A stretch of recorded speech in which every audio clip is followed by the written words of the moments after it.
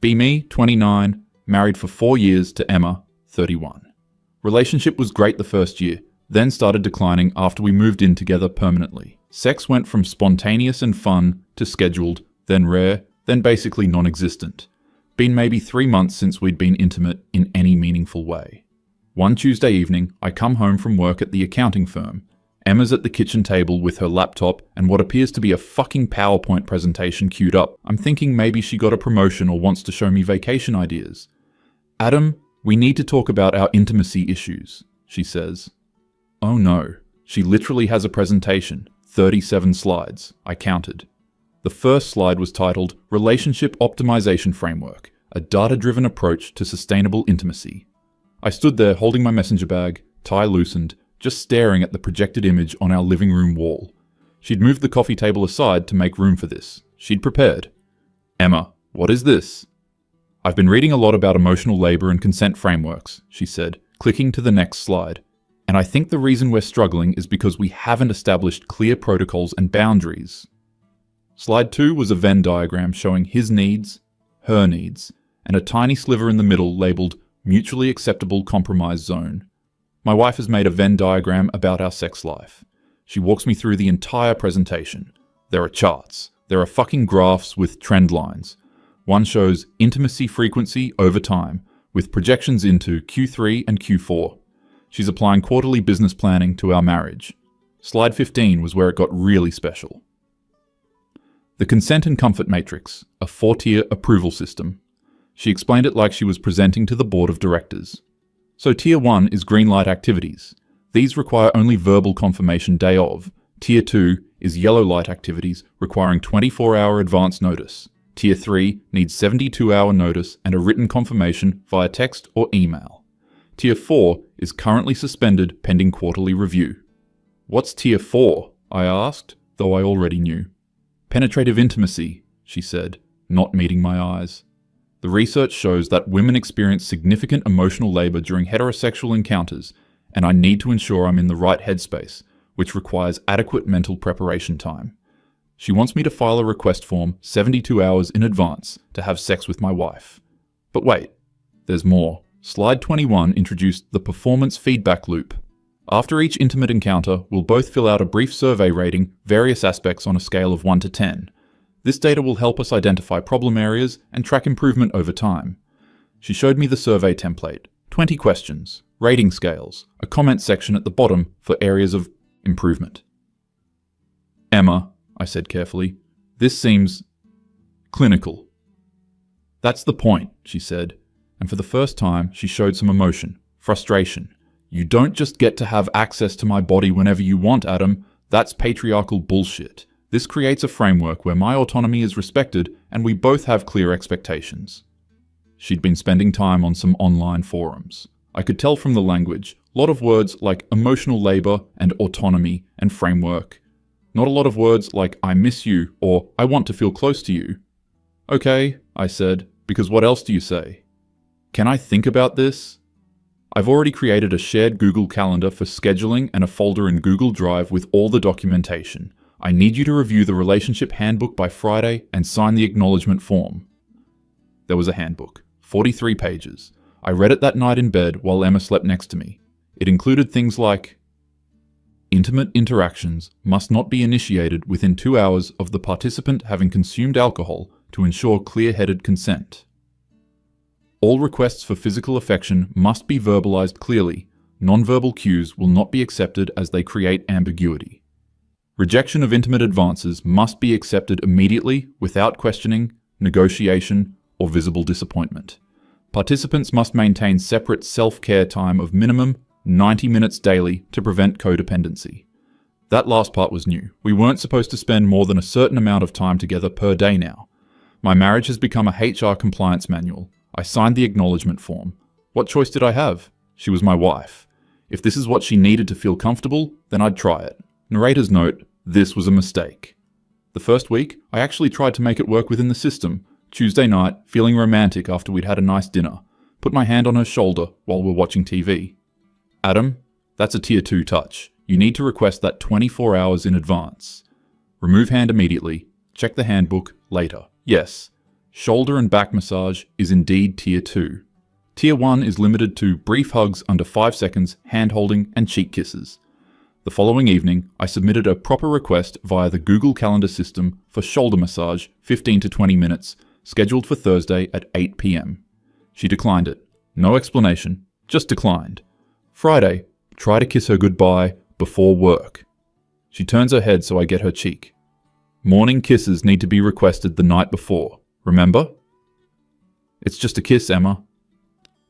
And this is exactly the kind of boundary-pushing behavior the system is designed to prevent. I called my buddy Marcus that weekend. Dude, he said. Dude, are you fucking serious right now? Dead serious. I have to submit a calendar invite to touch my own wife.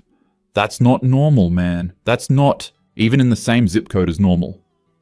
She says it's about respecting her autonomy. There's respecting autonomy, and then there's whatever dystopian nightmare this is. What are you gonna do? What am I gonna do? I'm gonna comply. I'm gonna comply so hard. I'm gonna comply so perfectly that she'll see how insane this is. Monday morning, I started my new approach. Emma came into the kitchen where I was making coffee. Morning, she said, and moved to hug me. I stepped back. I didn't receive an advance request for physical contact, I said neutrally. She laughed. Adam, don't be ridiculous. I'm not being ridiculous. I'm following the protocols we established. Spontaneous physical contact creates ambiguity around consent. I need you to submit a request through the proper channels. I'm your wife, and I'm respecting the framework you created to ensure we both feel comfortable and autonomous. Her smile faded. You're being an asshole. I'm being compliant. There's a difference. She stared at me for a solid 10 seconds, then left for work without another word. That evening, she tried to hold my hand while we were cooking dinner. Emma, I'm going to need to see that request in writing. Stop it. Stop what? I'm simply adhering to the relationship optimization framework. All physical contact, Tier 1 and above, requires advance notice. Those are the rules you established. You know that's not what I meant. Then perhaps the handbook needs revision. I'd be happy to attend a meeting to discuss amendments to the current policy. Please send me a calendar invite at your convenience. Her face was getting red. I kept my expression neutral. Corporate drone mode activated. She submitted 3 requests that week via the Google Calendar system. I approved them all, then executed them with perfect robotic precision. Tuesday. Hand-holding during movie, Tier 1, approved for 8 p.m. to 10 p.m. Sit down on couch at exactly 8 p.m. Extend hand in her direction. This is the scheduled hand-holding session. Do you confirm consent? Jesus Christ, Adam? I need a clear verbal yes or no. Yes. Hold her hand. Not warm, romantic hand-holding. Just holding it. Like a business handshake that goes on for 2 hours. No thumb rubbing, no gentle squeezes. Those weren't in the approved description. At exactly 10 p.m., release hand and stand up. This session has concluded. Please remember to fill out your performance feedback survey. Good night. Go to bedroom. She sits on the couch, looking confused and hurt. Thursday. Goodbye kiss. Tier 1, approved for 7:30 a.m. Alarm goes off at 7:25 a.m. Get dressed for work. At exactly 7:30, approach Emma in bathroom where she's doing her makeup. This is the scheduled goodbye kiss. Do you confirm consent? Are you seriously? I need a clear verbal confirmation. Yes, fine. Deliver a kiss. Exactly 3 seconds. Closed mouth. No passion. Pull back. Thank you for your participation. Have a productive day. Leave for work. She didn't fill out the feedback survey for either encounter. Friday night, I sent her a polite email. Dear Emma, I notice you haven't completed the mandatory feedback surveys for our scheduled intimate encounters this week. Per Section 7.3 of the Relationship Handbook, both parties must submit feedback within 24 hours of the interaction. Please complete these at your earliest convenience to ensure we remain compliant with the established framework. Best regards, Adam. She came into the living room where I was reading. This is fucking insane, she said. I'm confused by your response. I'm simply following the system you designed. You're being a robot. I'm being compliant. You said spontaneity and assumption created problems. I'm eliminating those variables. This isn't what I wanted. Then what did you want, Emma? And here's where it got real, her eyes filled with tears. I wanted you to care enough to make me feel safe. I'm literally following every single rule you created to make you feel safe. No, you're making a mockery of it. Stand up. Actually getting angry now. 4 weeks of this bullshit. You created a system that turned our marriage into a human resources manual. You made me get advance approval to touch my own wife. You want me to fill out surveys rating our kisses on a scale of 1 to 10. And when I follow it exactly as written, suddenly I'm the asshole? You're following the letter of it, but not the spirit. What spirit, Emma? The spirit of submitting a formal request 3 days in advance to be intimate with my wife? The spirit of tracking our relationship metrics in a fucking spreadsheet? What spirit? She was crying now. You don't understand the emotional labor I go through. You're right, I don't understand. Explain it to me. Use regular words, not corporate buzzwords, not framework language. Tell me what you actually feel. She couldn't. She just cried and went to bed. I slept on the couch. Not because I was trying to make a point, because I was so tired. Tired of trying to fix something that might be broken beyond repair. The next week, I submitted my own request through the Google Calendar system. Request for discussion. Current relationship framework, 60 minutes, Saturday, 2 p.m. She accepted it. We sat at the same kitchen table where she'd given the PowerPoint presentation 5 weeks ago. Felt like 5 years. I've been thinking, I said, about the current system. Adam, look. I know I overreacted. Please let me finish. I have the floor for the first 30 minutes per the discussion protocol. Her jaw tightened, but she nodded. I've been 100% compliant with every aspect of the relationship optimization framework. I've submitted requests, filled out surveys, adhered to tier restrictions, maintained appropriate boundaries, and respected all consent protocols. And in doing so, I've realized something. Pause for effect. This system doesn't create intimacy. It destroys it. Because intimacy isn't a business process. It's not optimizable. It's not something you can A/B test and iterate on. It's messy and spontaneous and sometimes awkward, and it requires vulnerability, not protocols.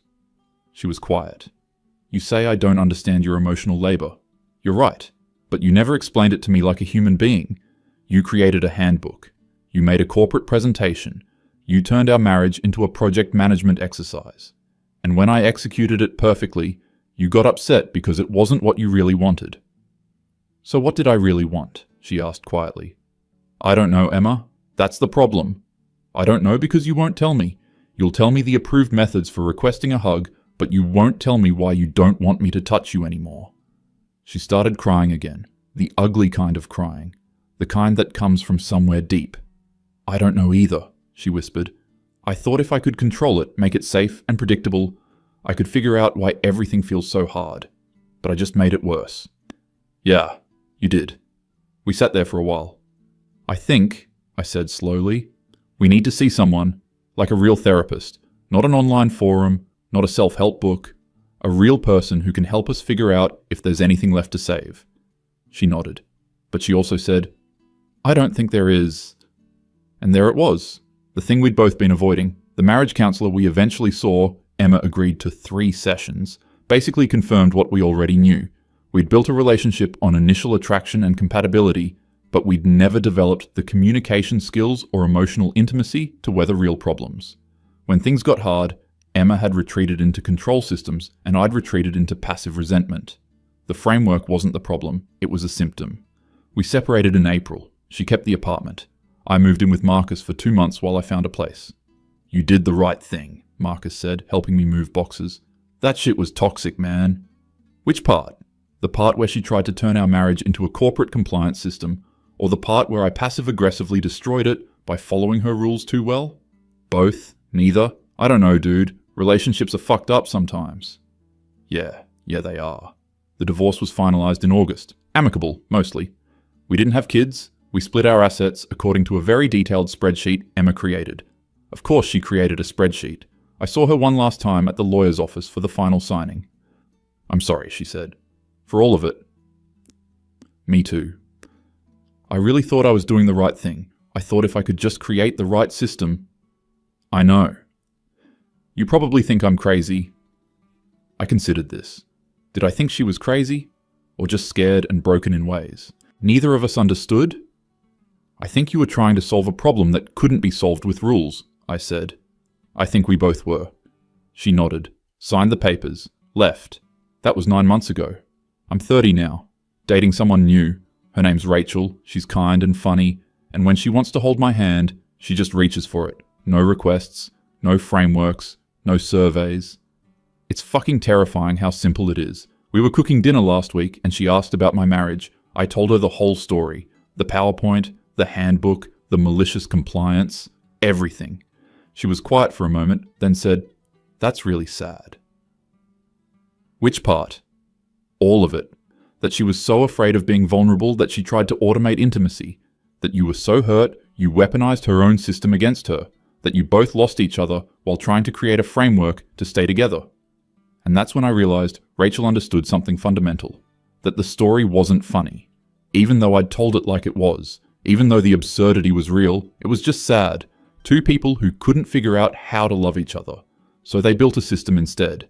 And the system killed what little love was left. I still have the handbook somewhere.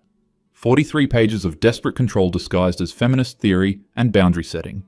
Sometimes I think about burning it. Sometimes I think about keeping it as a reminder that you can't optimize your way out of human messiness. That intimacy without vulnerability is just a series of scheduled transactions. That sometimes the cruelest thing you can do is give someone exactly what they asked for.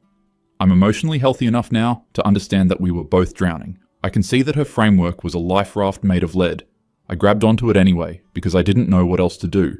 Sometimes there are no winners, just two people who couldn't save each other, and maybe couldn't save themselves. Rachel's calling me. Dinner's ready, she made pasta, there's wine. There are no scheduled discussion periods or feedback surveys. There's just dinner. And somehow, that's enough. Gonna go now. Gonna have dinner with someone who doesn't need a framework to love me. Gonna try not to fuck this one up. Wish me luck, Anons.